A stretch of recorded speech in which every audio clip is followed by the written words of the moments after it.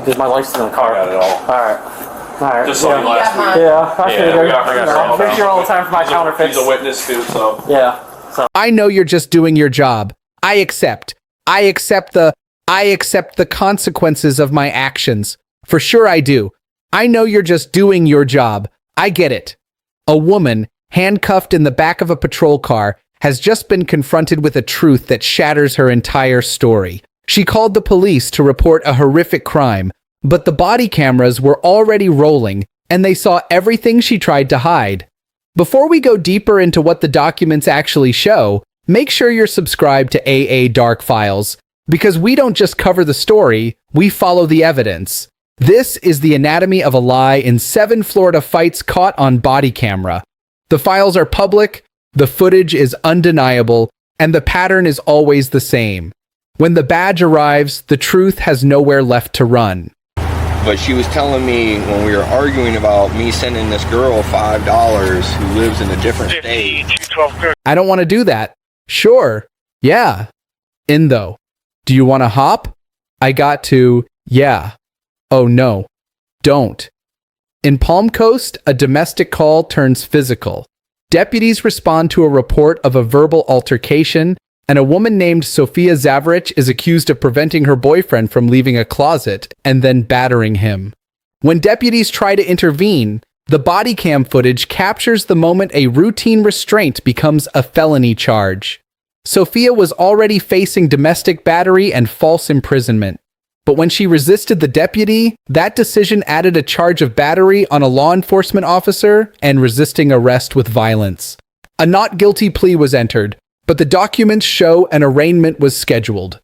One moment of physical resistance. An entire stack of legal paperwork that will follow her for years. Around like 2 months later. Okay. Everything's been good. We've had arguments, but nothing physical ever. She's never been physical. I've never been physical. Today she put her hands on me and I was like, it's over. And I was like, I'm packing my stuff. She said you need to go. And then I thought Lollipop is a sucker. Same thing. Same thing. No, but that's very disrespectful and disgusting for you to attack minors. In Clearwater, a man allegedly threw a lollipop at a store manager. Dalton Reed, reportedly upset about waiting in line, is accused of battery. The police locate him and attempt to explain the situation. The suspect appears confused and insists he hasn't done anything wrong. But the manager is pressing charges and a witness confirms the incident. This is the first sign of the cognitive dissonance that will define many of these encounters. The suspect minimizes the act. The law does not. I won't be here for nah, but she ain't like that, bro. She's not like that. One time. What's this right here? Nothing. What is it? I don't know nothing. You don't know what this is right here? It's probably underwear. The officers search Dalton before transport and discover a glass pipe. He claims he doesn't know what it is, first suggesting it's underwear, then a charger, then a rosary. Each new claim is a transparent attempt to distance himself from the evidence. The officers aren't buying it. He was charged with misdemeanor battery and entered a no-contest plea. What starts as a trivial incident is now a permanent record. Canner. On Canner? Yeah, he was wearing a ball cap, backpack, blue, light wash, blue jeans, blue t-shirt, probably in his 60s, gray hair. Okay. Yeah, he's been ringing our bell all month, no issues. I think he was drunk or something. He came in line for lottery, started screaming and yelling in the store. Please don't arrest me. Please come here. Please don't arrest me. Please. Do not do this to me. Let's go. Please, please, please, please stop. Your son is in the car. Please don't do this to me. Stop. In Melbourne, a woman named Melissa Yennin calls 911 to report a shocking allegation. She claims her ex-husband was sexually abusing their infant daughter. She says she saw it on FaceTime. The police respond and she swears under oath that her story is true. But the officers already know the truth. They've seen the FaceTime recording. The video shows exactly what didn't happen. The entire conversation was recorded and it directly contradicts every word she said. He works in this liquor store too, but I've never seen him before. He was doing the Salvation Army. Okay. So his name's Steve. Bravo 3 towards 651 to Harbor Free. I did the wrong thing. I'm sorry. Nope. I know I'm getting arrested. I need a lawyer. Can I please have a lawyer? Can I please have a lawyer? I need a lawyer. The officers confront Melissa with the truth.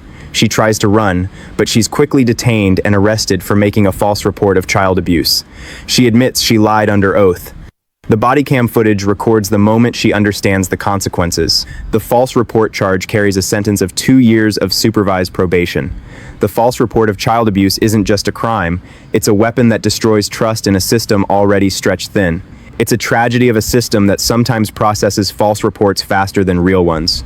She says the teen pushed her, and that's when all hell broke loose. But even if she pushed you back. In Martin County, a Salvation Army bell ringer named Stephen Pavick is accused of threatening a store manager with a tripod. Deputies track him down at a trailer park, but the encounter escalates quickly. Stephen, who was reportedly intoxicated, emerges from his home holding a knife. He claims he didn't know it was the police. He was charged with aggravated assault and resisting an officer without violence. A no-contest plea was entered and a sentencing date was set.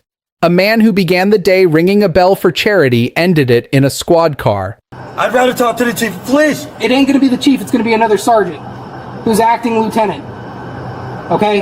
Acting lieutenant. No, I didn't grab her hair. Oh, you didn't do that at all? I didn't. No, I said but would that be news to you if the camera showed that? At a North Miami Beach, IHOP, a family fight escalates into a chaotic brawl. Precious Williams is accused of attacking a 14-year-old girl. Officers review the security camera footage to understand what happened. When questioned, Precious claims she was acting in self-defense. She tells the officer the teen pushed her first, and she simply fought back. But the camera footage shows her initiating the confrontation. It paints a completely different picture. So I need your full cooperation. Instead of taking me to jail, can you take me to Circle the Cat? I'm not telling you that. Would you please? No. Why? Because again, you're gonna talk to him. Listen, we saw the video. We saw everything. That's why she got arrested and you guys are going home. But what I'm trying to tell your daughter is situation. The officers explain the reality to the parents of the young girl.